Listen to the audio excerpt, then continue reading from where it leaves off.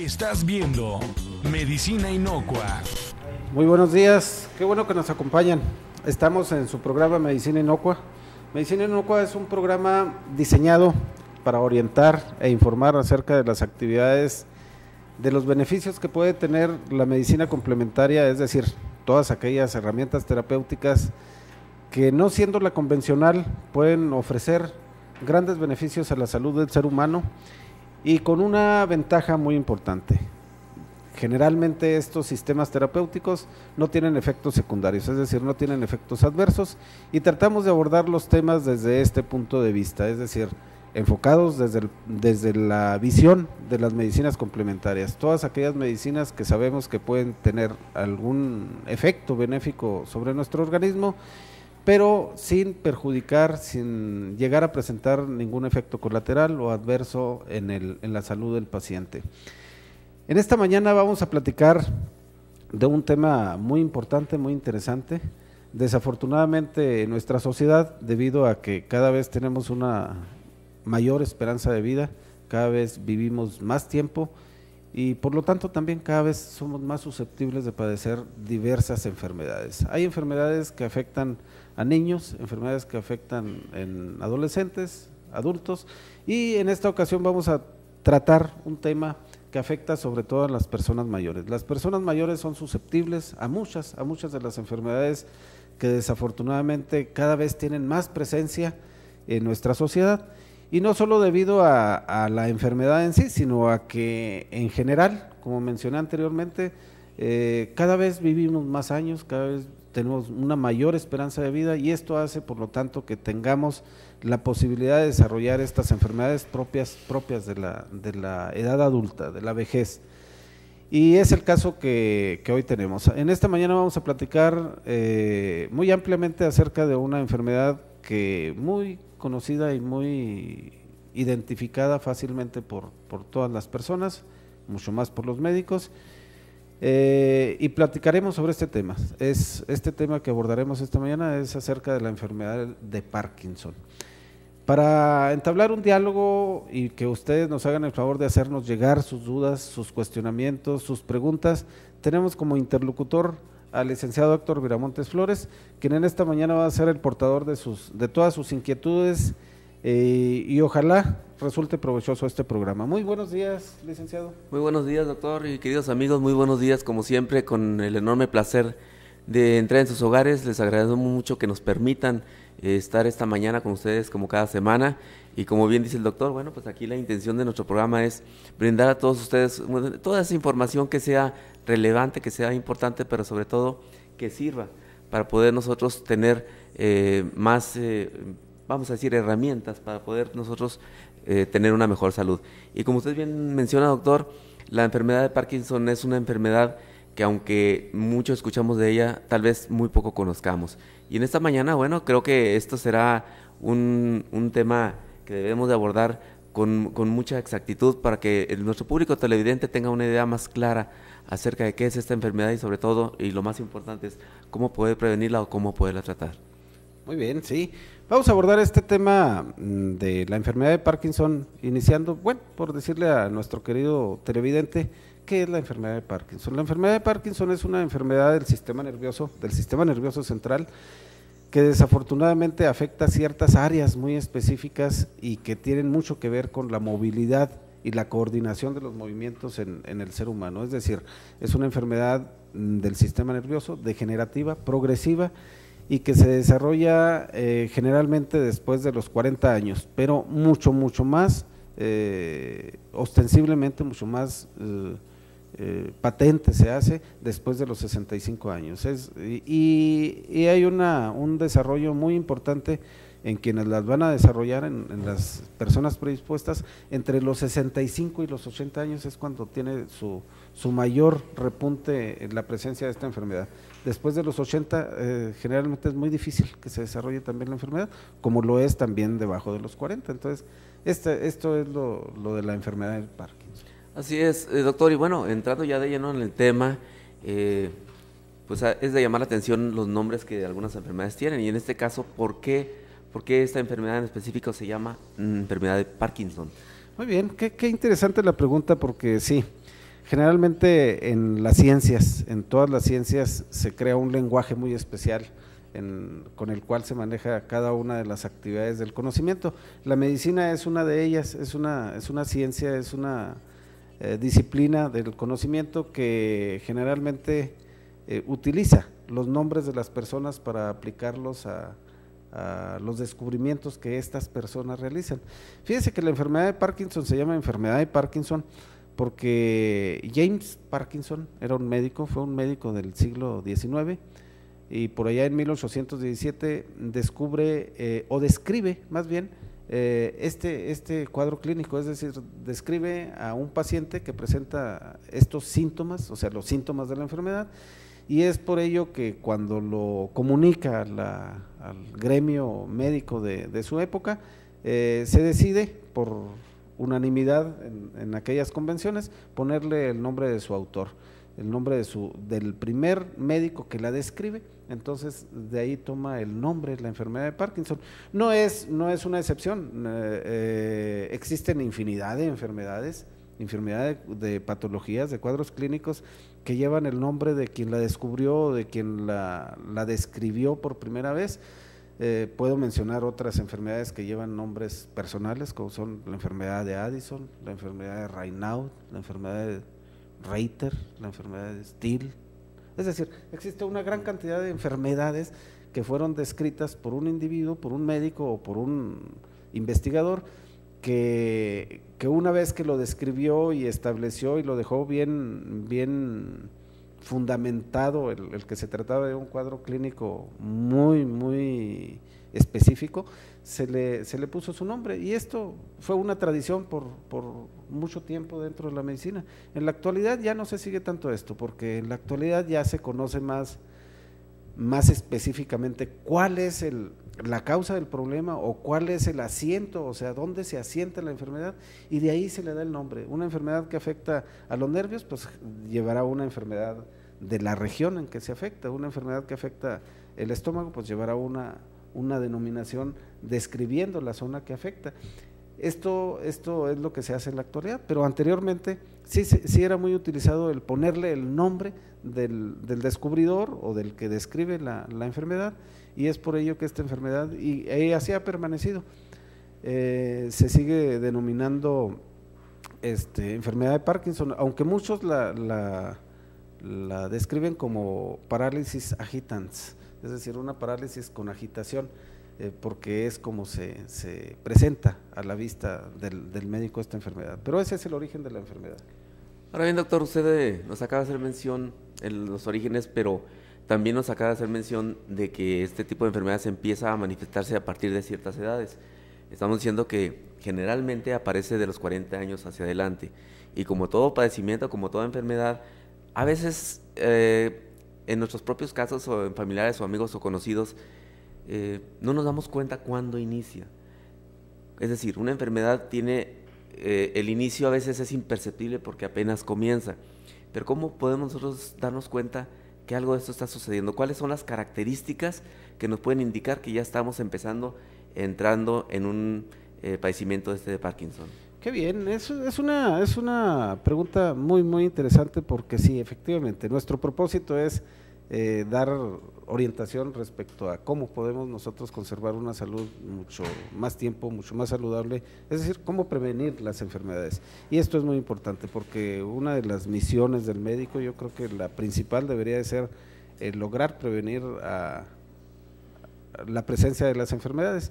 Ahorita me estoy recordando, fíjese que en la antigua China, esto es muy conocido por todos los que estudian, todos los que estudiamos acupuntura, se nos enseña inicialmente que en China la medicina era una medicina social, que estaba socializada, y los médicos que se dedicaban a procurar la salud y a conservar la salud de sus enfermos, fíjense que recibían su salario, recibían su remuneración por la cantidad de enfermos que se presentaban a su consultorio. ¿Qué quiero decir con esto? Generalmente se les pagaba por conservar la salud de la población, y cuantos más enfermos se presentaran en su consultorio, era indicio de que no estaba previniendo las enfermedades y por lo tanto disminuía su sueldo. Es decir, tenían un sueldo fijo y la cantidad de pacientes que se le presentaban hacía que se disminuyera su salario. Esto es una estrategia muy interesante que habría que estudiarse y precisamente esto lo recordé porque sí, efectivamente, el médico, la misión es prevenirlo, y nosotros como médicos en la actualidad tenemos muchas herramientas, muchos medios, mucha tecnología que nos puede facilitar el conocimiento de cuándo una enfermedad se está por presentarse. Y cómo no, hay que decir que la enfermedad de Parkinson es una enfermedad que con mucha antelación se puede empezar a prevenir cuando se tienen, por ejemplo, los antecedentes en la familia, es decir, cuando existen en una familia antecedentes de que han existido enfermos con esta enfermedad, obviamente que debemos de estar muy atentos en todos sus descendientes para evitar la posibilidad de que se llegue a presentar este cuadro clínico. Por otro lado, cuando sabemos que es una enfermedad que va degenerando ciertas áreas del sistema nervioso, específicamente en este caso, la enfermedad de Parkinson consiste en que se van perdiendo, se van alterando, degenerando o muriendo ciertas áreas muy específicas del sistema nervioso central, es decir, del cerebro, y esto es lo que hace que en un momento dado nosotros podamos empezar a tener indicios de que la enfermedad se está presentando. ¿Por qué? Porque existen muchas tecnologías en la actualidad que nos pueden diagnosticar, que nos pueden hacer percibir los daños antes de que se manifiesten clínicamente las enfermedades. En la actualidad es muy habitual ya el uso de las tomografías o de las resonancias magnético-nucleares para hacer diagnósticos o para hacer chequeos en general, como se denomina en la actualidad, que nos pueden dar los primeros indicios y empezar a tomar las primeras medidas preventivas en aquellos pacientes que sabemos están predispuestos. Es decir, sí, se puede, acudiendo regularmente a un médico, puede darse cuenta de que existe cierta tendencia a que se presenten ciertas enfermedades y por ende tomar medidas preventivas en ese tipo de pacientes. Ahora, doctor, en lo que usted nos acaba de comentar, podríamos nosotros pensar, o usted nos puede aclarar, si esta enfermedad, si este padecimiento ¿es genético o es hereditario? O sea, específicamente solo cuando hay indicios de que en nuestra familia ha existido algún tipo de este problema, ¿es más común o es más propensa esa familia a poder seguir generando este tipo de enfermedades?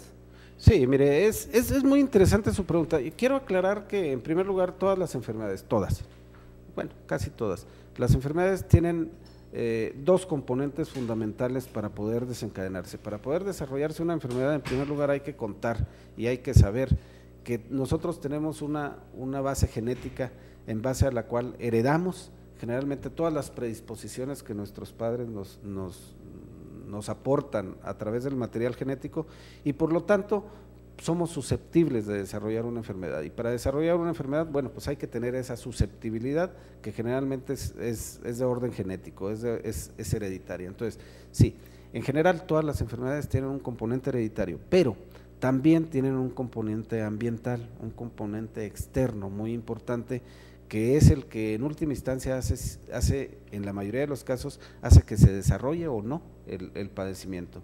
En el caso del Parkinson sabemos que existe un componente genético muy importante porque los individuos que las padecen generalmente cuentan con antecedentes familiares del desarrollo de esta enfermedad, pero también sabemos que existen cierto tipo de sustancias, cierto tipo de contaminación ambiental que pueden hacer que se precipite o se haga presente la enfermedad. Sabemos mucho, que se sabe muy bien que tiene una gran influencia cierto tipo de insecticidas, por ejemplo, que se utilizan en el campo para mejorar la producción a nivel agropecuario, a nivel ganadero, que tienen mucho que ver con la enfermedad de Parkinson. Es decir, son sustancias que se van acumulando en ciertas áreas muy específicas del cerebro que llegan a degenerar ciertas áreas y que puede concluir en este tipo de padecimientos. Sabemos que cierto tipo de alimentaciones también pueden influir mucho en el desarrollo de la enfermedad de Parkinson. Fíjense que hay reportes inclusive en los que se ha visto que el aluminio, por ejemplo, sabemos que los enseres domésticos que se utilizan para para cocinar y todo eso, muchos están hechos de aluminio y desgraciadamente el aluminio también se ha visto implicado en este tipo de padecimientos, al igual que el manganeso, que es otro mineral que también abunda mucho en cierto tipo de productos, y todos ellos se han visto implicados en el desarrollo, en la génesis de la enfermedad, en el que se presente la enfermedad. Y por qué no decirlo, también existe una gran cantidad de medicamentos que hacen que se presente la enfermedad, todos aquellos medicamentos que se utilizan, sobre todo como psicotrópicos, es decir, como medicamentos con una actividad dentro del sistema nervioso, también pueden llegar a desarrollar este tipo de padecimiento. Entonces, tenemos una muy amplia gama de factores que pueden desencadenar el padecimiento, y si sabemos que todo esto es previsible, es decir, podemos muy bien prevenir todo este tipo de circunstancias. Entonces, la situación es que a la hora de que el médico tiene un paciente con este tipo de padecimientos, bueno, tiene que descartar y tiene que modificar muchos de los hábitos y muchas de las situaciones que rodean al paciente para evitar un mayor daño, o bien para prevenirlo en caso de que no tenga desarrollado plenamente el padecimiento. Doctor, pues yo creo que es un momento ahorita muy importante de abundar ahorita en lo que vengamos de un pequeño corte que vamos a tener en un momento, acerca de eso que usted nos acaba de comentar y que me llama mucho la atención, que tiene que ver con la alimentación. Sí, ya nos acaba usted de explicar que mucho de este padecimiento tiene que ver precisamente con los hábitos alimenticios y con algunas otras actividades. Entonces, si le parece, regresando al corte, vamos a abundar un poquito más en esto. Amigos, por lo pronto no se vayan, regresamos un momento más con ustedes. En un momento regresamos. Medicina Inocua. Continuamos con Medicina Inocua. Amigos, estamos de regreso nuevamente en su programa Medicina Inocua, conocimiento que genera salud y bienestar. Y les recordamos que estamos a sus órdenes para recibir todas aquellas sugerencias, todas aquellas opiniones, comentarios que ustedes tengan bien hacernos llegar aquí al canal. Recordándoles también nuestro correo electrónico, que es medicinainocua@hotmail.com. Ahí estamos a sus órdenes para recibir todo lo que ustedes quieran enviarnos, porque desde luego para nosotros es bien importante conocer sus opiniones y sus comentarios para cada vez nosotros tratar de hacer pues mejor este programa, que es la intención también. Estamos tratando esta mañana el tema de la enfermedad de Parkinson, y en el bloque anterior estuvimos comentando acerca de cómo se puede relacionar o cómo se relacionan algunos factores de este mal, doctor, con la alimentación. Y comentaba yo que me llama mucho la atención porque generalmente las dietas, y más específicamente en México, estamos acostumbrados generalmente a un tipo de alimentación.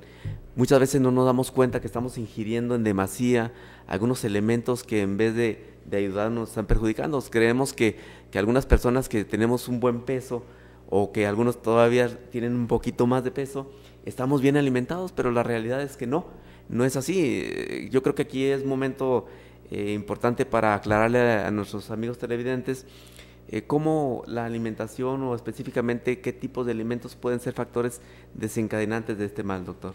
Sí, muy bien. Acaba usted de tocar puntos muy importantes, muy cruciales en la medicina preventiva de la actualidad.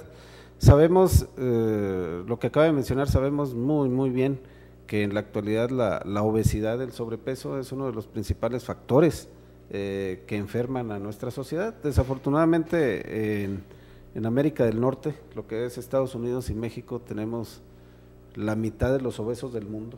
Es decir, somos los dos países con mayor obesidad en el mundo, y esto pues es un no muy orgulloso lugar que ocupamos dentro de la salud en el mundo. Entonces sí, definitivamente, y esto se debe precisamente a que tenemos muy poco cuidado, muy poco conocimiento de lo que debemos y no debemos consumir como nutrientes para mantener la salud de nuestro cuerpo. Pues sí, efectivamente, mencionaba yo anteriormente que en nuestro país existe una costumbre, no sé qué tan arraigada y a qué niveles exactamente, pero en general mencioné yo anteriormente que había elementos que estaban implicados en el desarrollo de la enfermedad, como pueden ser, por ejemplo, el uso de los trastos de aluminio, que se ha visto que desprenden muy pequeñas partículas que con el paso del tiempo pueden llegar a acumularse en ciertas áreas muy específicas del cerebro, producir este tipo de degeneración y pueden tener relación con el desarrollo de la enfermedad de Parkinson. Lo mismo sucede con el manganeso.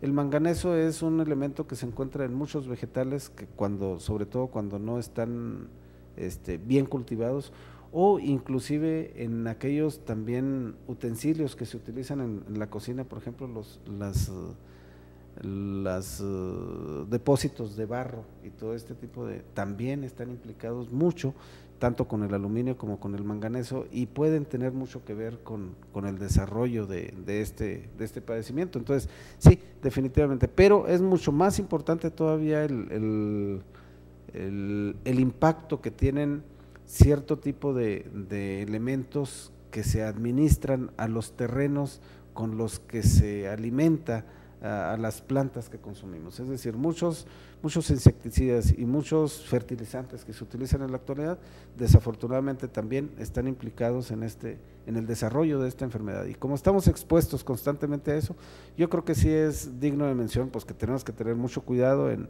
de dónde tomamos nuestras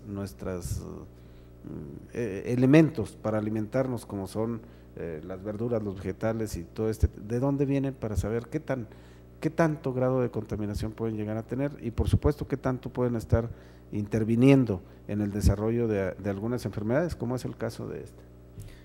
Y doctor, ¿cómo podemos nosotros darnos cuenta cuando ya estamos presentando un cuadro de este padecimiento? O sea, ¿cuáles son los síntomas más evidentes o más claros que nos dan estos indicios? Sí, desafortunadamente la enfermedad es una enfermedad insidiosa que se desarrolla con el paso del tiempo. Al inicio tiene síntomas muy leves, muy insignificantes, como pueden ser la pérdida de fuerza en ciertas partes de las extremidades, un ligero temblor, a veces ocasional, que se va haciendo más permanente, una cierta incoordinación en ciertos movimientos que se puede hacer más patente cada vez.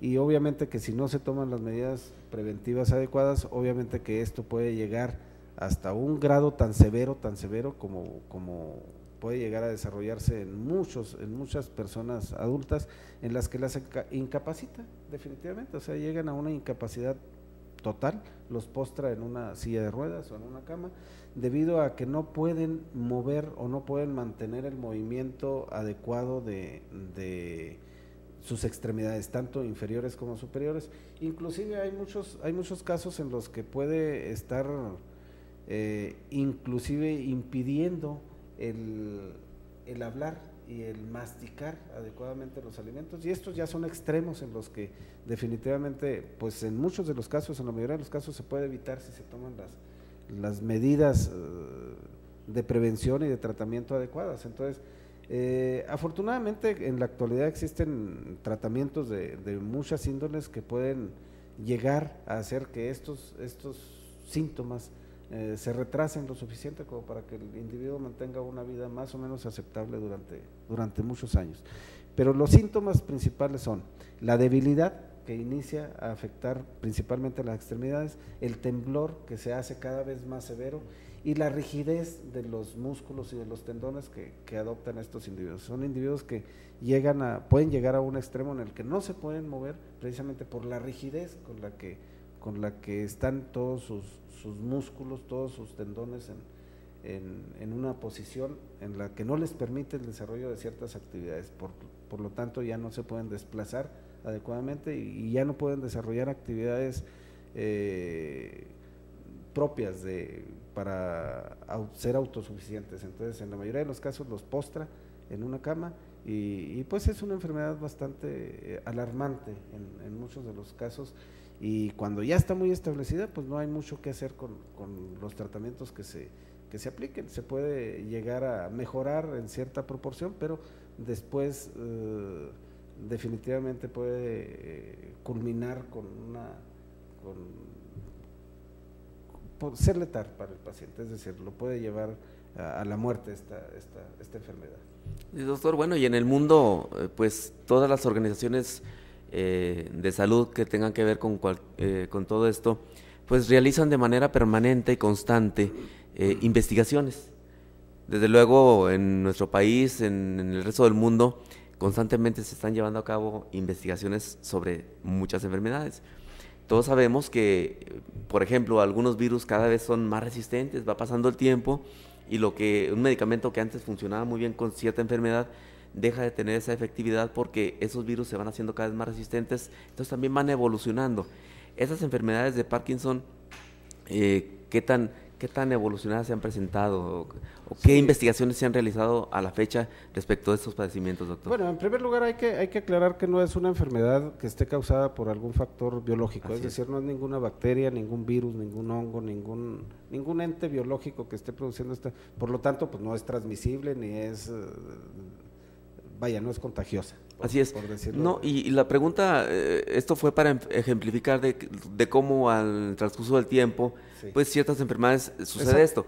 En el mal de Parkinson, como usted ya nos está explicando, pues tiene que ver con una degeneración, claro, de tipo neuronal o cerebral. Entonces, ¿qué es lo que se ha investigado a este respecto ya en las organizaciones mundiales de la salud y en México? Sí, efectivamente. Fíjese que alrededor de esto se ha investigado enormemente, inclusive yo quiero decirle que en las medicinas complementarias, como es a nivel homeopático y de la acupuntura, se han hecho varias investigaciones respecto a qué tanto se puede prevenir o qué tanto se puede retardar la presencia de la enfermedad en cierto tipo de individuos a los que se les ha producido la enfermedad artificialmente. Esto que estoy diciendo es en animales, es decir, la enfermedad de Parkinson se puede producir artificialmente en animales con fines de investigación, y esto nos ha dado mucha luz respecto a qué la puede causar y qué la puede mejorar o cómo se puede comportar un tratamiento X ante la evolución de la enfermedad. Y efectivamente se han hecho muchas investigaciones en las que se ha aclarado lo que ya anteriormente mencioné, que tienen mucho que ver ciertos elementos químicos, ciertos minerales, como los que mencioné, el manganeso y el aluminio, tienen mucho que ver en el desarrollo de esta enfermedad. También sabemos que tienen mucho que ver cierto tipo de drogas, como yo también lo mencioné anteriormente. Todos los psicotrópicos, la mayoría de los psicotrópicos tienen una incidencia inciden muy importantemente en ciertas áreas del cerebro que también pueden conducir a este tipo de trastornos. Y este tipo de investigaciones ha llevado a encontrar algunos aspectos muy importantes, como por ejemplo que en cierto estadio de la enfermedad, cuando todavía no existe una degeneración completa de la neurona en el núcleo estriado o en la vía que siguen, la vía dopaminérgica que se llama, esto se denomina así porque es la dopamina la que se encarga de transmitir los mensajes entre una neurona y otra. Cuando estas neuronas se degeneran o se mueren, esa transmisión de ese mensaje de una neurona a otra no se lleva a cabo, y por lo tanto no existe una adecuada coordinación o existe una incomunicación entre el cerebro y los músculos, y es por eso que se produce la enfermedad del temblor primero y después la parálisis total de esos músculos. Entonces, en base a esto se ha encontrado que efectivamente existen ciertos elementos, ciertas sustancias como las que ya mencionamos, que tienen una gran tendencia a producir esta degeneración en estas zonas, y por lo tanto este tipo de investigaciones nos ha dado luz en cuanto a qué se puede hacer, en qué estadios de la enfermedad para lograr revertirla o bien prevenirla en algunas situaciones. Entonces, sí, se han hecho muchas investigaciones y se tiene muy conocido la vía que sigue el desarrollo de la enfermedad, y por lo tanto también se puede tener mucha acción desde el punto de vista preventivo y curativo cuando se diagnostica oportunamente y se implanta un tratamiento también con oportunidad. Bien, ya mencionábamos pues que desde luego, como en todas las cuestiones médicas, lo más importante es la prevención. Podemos prevenirla, podemos detectarla a tiempo, doctor, pero ¿y esta enfermedad es curable? Muy buena pregunta. Fíjese que qué bien que pregunta eso, porque en general se toma como una enfermedad que no es curable. Es lentamente progresiva, se va desarrollando con el paso de los años, pero en la actualidad se cuentan con tratamientos tan adecuados que logran que pueden lograr que la enfermedad se detenga en el grado de evolución que lleva, o bien tenga cierto grado de remisión. Todo esto depende de la etapa, del estadio en el que se encuentra desarrollada la enfermedad. Sin embargo, para dejarlo categóricamente establecido, no es curable, es decir, no se conoce un medicamento que cure radicalmente la enfermedad. Se conocen muchos medicamentos que obviamente facilitan y mejoran a la enfermedad de tal manera que le pueden proporcionar al individuo una vida más o menos sí, exacto, adecuada, o que se desempeñe dentro de los parámetros normales, dentro de la autosuficiencia en sus actividades, pero definitivamente la cura no existe. Si bien se puede ayudar mucho con los tratamientos, no podemos hablar de una curación radical del problema. Creo que aquí es bien importante el punto que acaba de tocar de la autosuficiencia, ¿verdad? Yo creo que todos en algún momento, cuando nos ponemos a pensar en que algún día pudiéramos nosotros padecer este tipo de enfermedades, creo que lo que más nos puede preocupar es precisamente el tener que llegar a depender de terceros para podernos nosotros desarrollar de manera normal en nuestra vida. Bueno, pues será cuestión de continuar ahorita comentando más acerca de este tema, doctor, y si le parece bien, y si les parece, queridos amigos, vamos a un pequeño comercial y enseguida continuamos con este tema. En un momento regresamos. Medicina Inocua. Continuamos con Medicina Inocua. Amigos, estamos nuevamente de regreso ya en su programa Medicina Inocua. Estamos tratando un tema muy interesante, que es la enfermedad de Parkinson. Como siempre nos está acompañando el doctor Jorge Luis Olivas. Y antes de continuar con este tema que estamos tratándoles esta mañana, queridos televidentes, quisiéramos mandar un saludo muy afectuoso a nuestros queridos amigos que están cursando en estos momentos la maestría en investigación homeopática. Un saludo para todos ellos. Creo que este es un evento, es una actividad muy relevante en lo que tiene que ver con la salud, pues a todos los niveles, porque creo que esto ayuda a tener profesionales más preparados, con más conocimientos, y que desde luego pues esto va a redundar sobre todo en beneficio de la sociedad en general. Entonces, por este medio reciban todos ellos un saludo y un abrazo desde su programa de Medicina Inocua. Y bueno, doctor, pues continuando con nuestro tema, yo quisiera preguntarle, mencionábamos en el bloque anterior también acerca de que hay muchos factores externos que tienen que ver con la mayor facilidad de poder adquirir este tipo de enfermedades como es la de Parkinson. ¿Qué tanto influye el medio ambiente, el contexto que nos rodea? Y yo lo digo porque últimamente nos hemos dado cuenta que en diferentes medios de comunicación nos enteramos de noticias de gentes muy conocidas, de personajes muy importantes de todos los niveles, que cada vez están padeciendo más este tipo de enfermedades, doctor. ¿Qué se debe al estrés, se debe al medio ambiente, a las poluciones? ¿A qué se debe esto, doctor? Bien, sí, es muy interesante su pregunta, porque fíjese que esto me da pie a hacer algunas anotaciones respecto a este tipo de situaciones. La enfermedad de Parkinson se manifiesta básicamente inicialmente por debilidad en las extremidades y temblor. Y fíjese que este tipo de manifestaciones las puede dar una gran cantidad de sustancias que en la actualidad se tienen desafortunadamente en abundancia en nuestro medio, y que desafortunadamente se consumen por una gran cantidad de personas en todas las sociedades. Fíjense que puede llegar a confundirse esta enfermedad con algunos padecimientos que se generan por el consumo exagerado, por ejemplo, de café. El café es un estimulante del sistema nervioso que también puede llegar, cuando se consume en forma exagerada, puede llegar a producir síntomas muy parecidos a los del Parkinson. Y cómo no, es digno de mencionar, bueno, que no se trata de un Parkinson, sino de una intoxicación por una sustancia, en este caso la cafeína, que puede llegar a provocar un síndrome muy parecido. Lo mismo el alcoholismo también en exageración también puede llegar a causar este tipo de síntomas que son muy parecidos a un Parkinson inicial.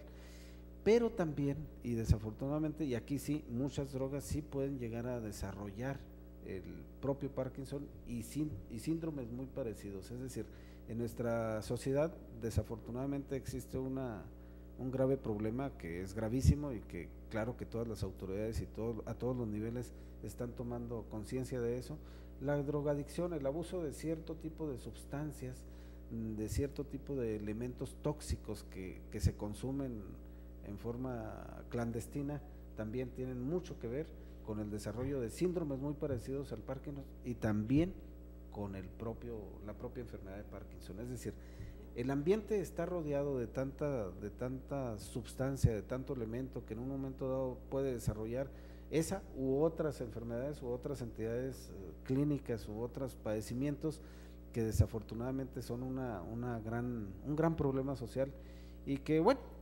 afortunadamente se han tomado ya medidas en el asunto y creo yo que hay muchos programas que van precisamente con la intención de no fomentar o de abatir este problema a todos los niveles. Entonces, en eso, bueno, yo creo que las autoridades a todos los niveles están trabajando y qué bueno, pero el tema que nos ocupa sí tiene mucha relación con toda esta proliferación de sustancias que se introducen a nuestro organismo y que algunas de ellas pueden llegar a producir la enfermedad de Parkinson. Entonces sí, y también obviamente los tratamientos médicos que en muchos de los casos son necesarios que se administren a cierto tipo de padecimientos, sobre todo neurológicos o psiquiátricos, también pueden llegar a ser causa de que se desarrolle la enfermedad de Parkinson. De hecho, es una de las primeras causas de que se desarrolle la enfermedad de Parkinson, el abuso de psicotrópicos, es decir, el abuso de medicamentos controlados, que en muchos de los casos son necesarios y son prescritos por el médico, por el especialista, pero que sí, como efecto secundario pueden llegar a tener el desarrollo de la enfermedad de Parkinson.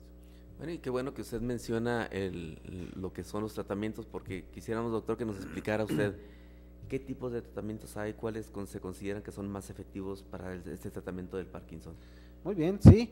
Mencionaba yo anteriormente que existe, afortunadamente, desde varios puntos de vista, desde varios puntos terapéuticos, existen herramientas muy adecuadas para lograr mejorar la sintomatología de la enfermedad de Parkinson, sobre todo cuando se descubre o cuando se inicia el tratamiento en las etapas iniciales, pueden ser muy efectivos. La alopatía misma, la alopatía tiene herramientas muy adecuadas para manejar esta enfermedad y creo yo que cuando se hace en forma muy adecuada puede darnos unos resultados maravillosos en el manejo del Parkinson.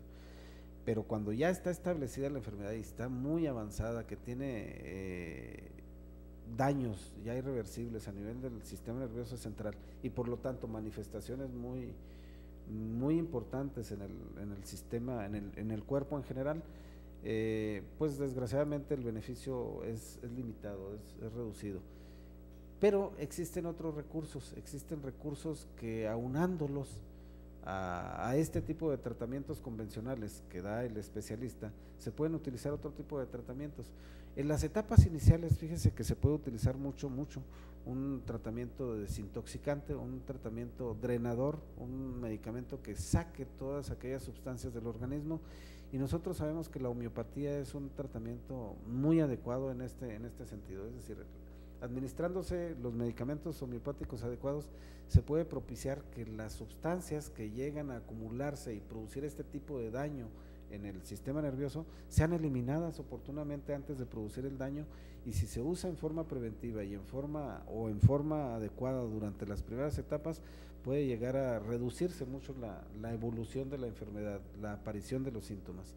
Y esto es muy importante porque generalmente la gente desconoce que existen herramientas que pueden en un momento dado coadyuvar a retardar la presencia de una enfermedad. En el caso de la homeopatía es un tratamiento muy adecuado, muy importante y muy benéfico, sobre todo en las etapas de prevención o en las etapas iniciales del desarrollo de la enfermedad. Entonces, esto es muy importante y muy desconocido también por la población. En etapas ya más avanzadas, bueno, también hay que decir que la homeopatía, por ejemplo, en este caso se puede asociar sin ningún inconveniente con la terapia convencional, es decir, con los medicamentos, con la L-Dopa o cualquier otro medicamento que se esté administrando con esta intención. Se pueden aunar, se pueden complementar muy eficazmente entre las dos y no existe ningún inconveniente, ni va a existir ninguna oposición ni ningún síntoma que se pueda presentar por combinar los dos tratamientos. Qué bueno que usted hace esta aclaración, doctor, porque muchos de nuestros televidentes seguramente tendrán la duda de si es posible alternar los dos, medicina, por ejemplo, alópata y medicina alternativa, en este caso la homeopatía, en esos tratamientos. Y qué bueno que usted nos aclara de que precisamente por eso es una medicina alternativa, es algo que se puede utilizar de manera conjunta con el medicamento alopático, y creo que esto es bien relevante que la gente lo conozca. O sea, no hay ningún problema en estar utilizando el medicamento homeopático a la vez de que se esté utilizando el medicamento alopático. Sí, definitivamente. Esto yo creo que es una información muy importante, porque sí, muchas de las personas tienen la idea, el concepto de que cuando se está tomando un tratamiento alopático no se puede iniciar un homeopático o viceversa, y esto no es así. En el caso de la enfermedad de Parkinson se pueden asociar muy adecuadamente las dos terapéuticas o las tres. En el caso de la acupuntura es un tratamiento muy efectivo en la enfermedad de Parkinson, también en las etapas iniciales y no tan iniciales, para mejorar muchos síntomas, porque fíjese que el individuo con Parkinson no solo está espástico, no solo está duro para moverse, sino que también sufre de dolores. Esta situación de estar postrado, estar en una postura casi invariable las 24 horas del día, llega a producir dolores tremendos en el organismo de este individuo, y por lo tanto necesita apoyo también de otro tipo de medicamentos, como son los analgésicos o cualquier otro tipo de medicamentos.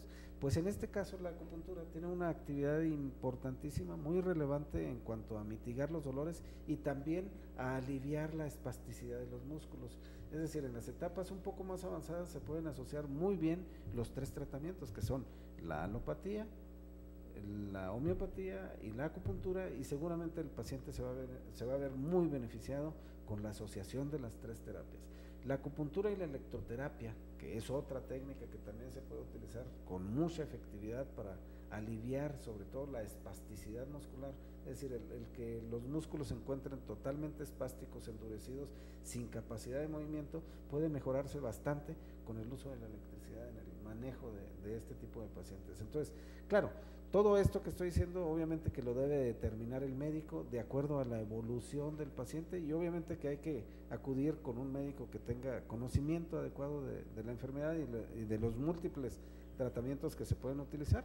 Y esto hay que enfatizarlo también con mucha insistencia, el hecho de que cuando se acuda con un médico que practica alguna medicina no convencional, alguna medicina complementaria o alternativa, hay que tener mucho cuidado de fijarse muy bien de que sea un médico, primero que esté titulado, que sea un médico que en su preparación haya recibido el adiestramiento necesario para hacer un diagnóstico y conocer en forma muy adecuada todos los recursos que puede utilizar en cada enfermedad. Entonces, primero hay que tener mucho cuidado en eso, y posteriormente, si se dedica a alguna actividad complementaria o alternativa, hay que también tener cuidado de que tenga la preparación adecuada, la certificación en el área que dice practicar, porque esto es muy importante.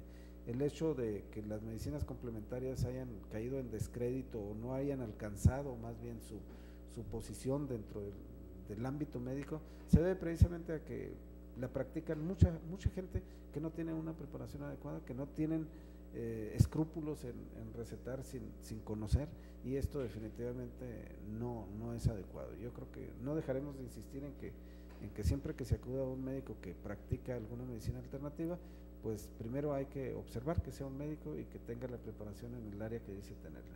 Y digo esto porque en el padecimiento que estamos tratando es muy frecuente que se tengan que asociar los tratamientos alternativos con el tratamiento convencional.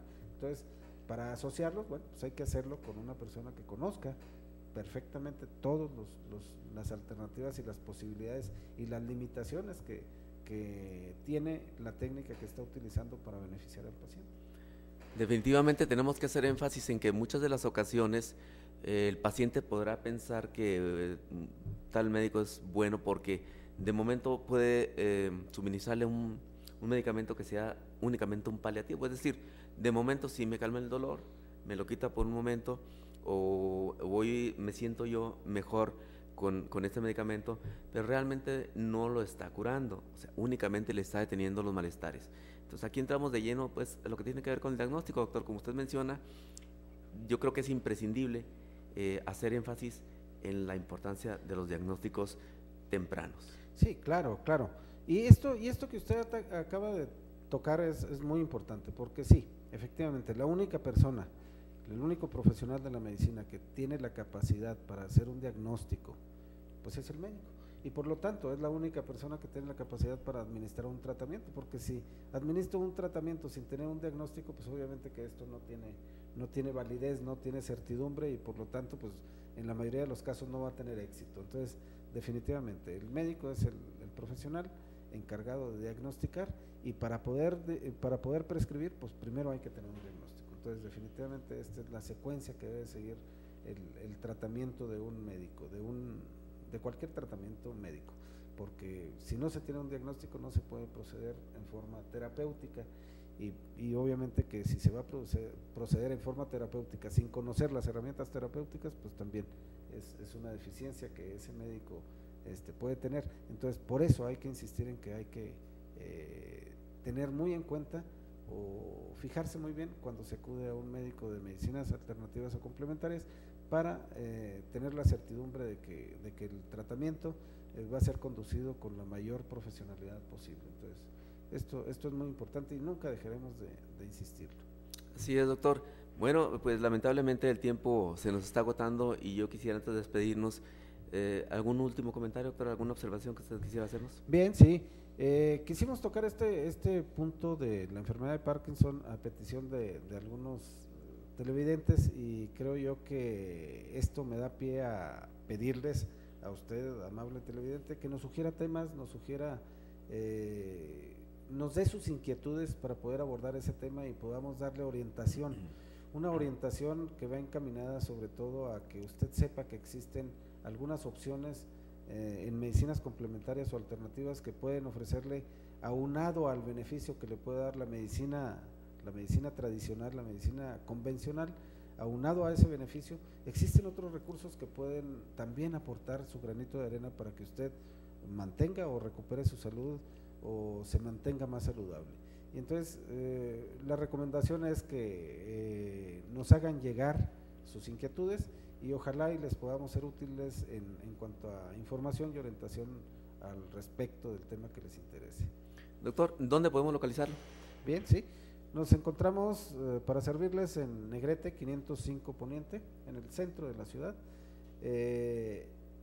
y el teléfono es el 812-2547. Muy bien, amigos, pues ahí tienen ustedes los datos donde pueden ustedes localizar al doctor Olivas.